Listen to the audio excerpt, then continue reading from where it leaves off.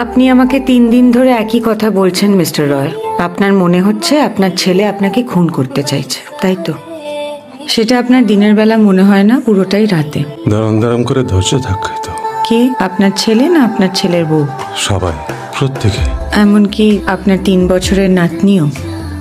দিনের বেলা যারা আপনাকে এত ভালোবাসে মিস্টার রয়, তারা শুধু রাত্রির বেলা আপনাকে মারতে চাইবে কেন? সেটা কখনো ভেবে দেখেছেন? এটা একটা স্পেসিফিক সিনড্রোম যেটা আপনাকে তাড়া করে বেড়াচ্ছে, হন্ট করছে।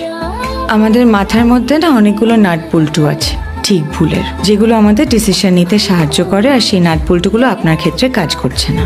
এটাকে আমরা বলি মেন্টাল পেরিফেরি ব্লকেজ।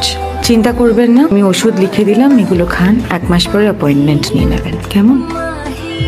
মিসেস মিত্র এসেছেন। আমি তো স্ট্রিক্টলি বলে দিয়েছিলাম পোস্ট লাঞ্চ কোনো পেশেন্ট না রাখতে।